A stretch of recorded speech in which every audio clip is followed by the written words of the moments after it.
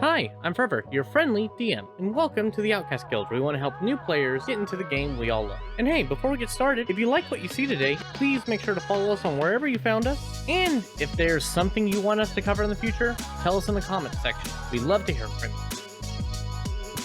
As you level up in D&D, you gain extra class features. Additionally, at certain levels, specifically 5th, 8th, 12th, and 16th, you can choose your own feat. These are optional abilities outside of your regular class features that grant you new powers and bonuses, allowing you to flavor your character however you wish.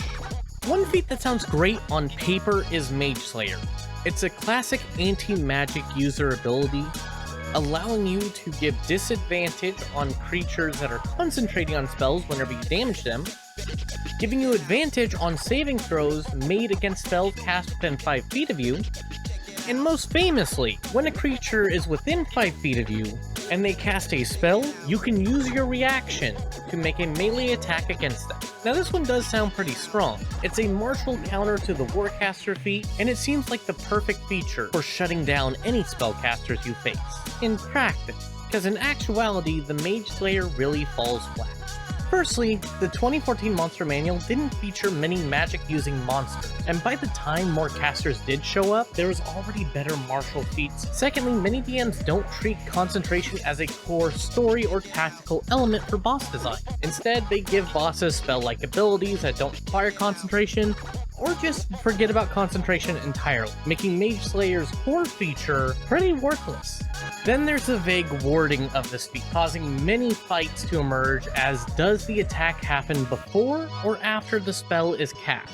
And finally, the biggest issue is the reaction only works within 5 feet.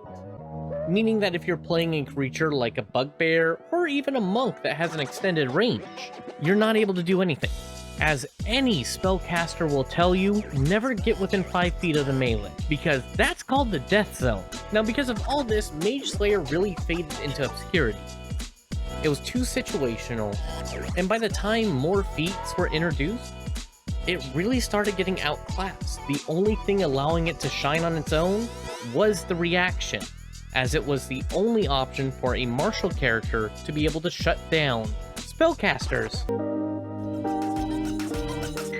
Fast forward 10 years, Dungeons & Dragons 2024 comes out, and along with that, the Player's Handbook gets a complete overhaul, the perfect chance to breathe new life into the Mage Slayer feat.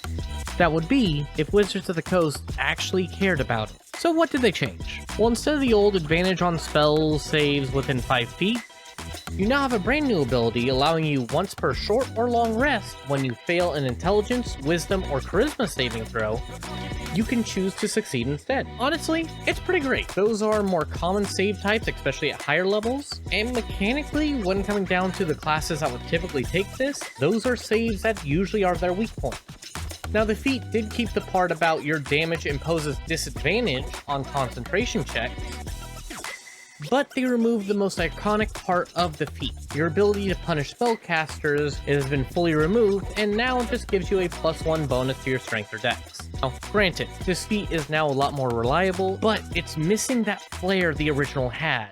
That feeling of being the fighter who can make the mages shake in their boots. The man who needs nothing but a stick to shut down the most powerful caster. Now sure, an autosave is powerful, but for that kind of utility, I would probably choose Lucky over this. It has more flexibility and better support features in all situations, not just in those specific ones. So, does this mean the Mage Slayer is dead? In my opinion, yes, but I think it's mostly because of the developers of D&D 2024 were looking at it the wrong way. 2014, while the feat was still very weak back then, it stood out on its own and it was still notable as a feature that allowed a martial character to go up against any spellcaster reasonably. So why don't we try fixing this feat?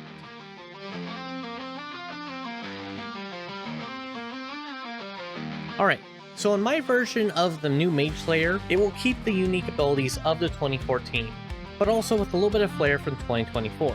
So starting off, you're going to get a +1 bonus to either your strength or dexterity when you choose this feat. Secondly, while still being situational, the disadvantage on concentration checks is still very useful if you're going up against creatures using concentration spells. So that one's staying in there. The only thing I'm really going to change is the iconic Mage Slayer reaction. Now in my version, it's not going to be limited to 5 feet. Instead, to add more utility to this feature, whenever a creature casts a spell within the range of the weapon you are currently wielding, or your unarmed strike, you can use a reaction to make one weapon attack or unarmed strike against that creature. The attack happens before the spell is cast, and if the attack hits, the target must make a Constitution saving throw.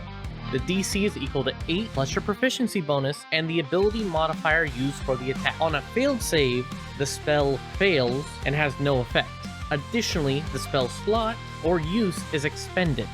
This one allows for less situational timing within there and still giving you the feel of being the legendary Mage Slayer, giving the fighters that little bit of pizzazz, allowing them to stand up against the wizards easier. And while you might think it is powerful, finally remember, they have to be able to see.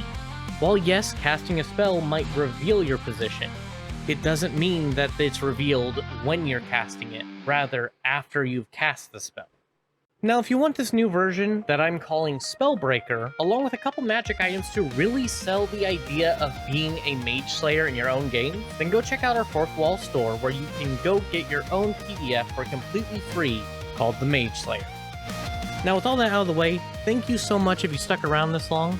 And tell me, what do you think about the Mage Slayer? Do you like the new version? Did you like the old version? And what do you think about Spellbreaker? Tell us all down below in the comment section, and hey, while you're down there, and you like today's breakdown, don't forget to go join the Discord community in order to see early homebrew from us, along with sharing your own homebrew and getting opinions on it. And hey, if you like D&D, you can catch our actual play series, The Idrio Chronicles, every Saturday, 5 p.m. Pacific Standard Time, 8 p.m. Eastern Standard Time, over on our Twitch channel, twitch.tv/The Outcast Guild. And finally, if you want this PDF, if you want some more of our homebrew D&D, you can go check out the Fourth Wall store where we have all those up for free. Additionally, you can get a copy of your own version of Forever's Guide to the Guild, our personal book about operating adventuring guilds within your D&D world, along with a guide on the Outcast Guild itself, over 200 magic items, 7 career options which add on to your own character creation, and so much more. Or just rock your love for the guild by buying any of our cool merch. All the links are down below in the description. And as always, make sure to keep calm, geek on, and we'll see you around the guild.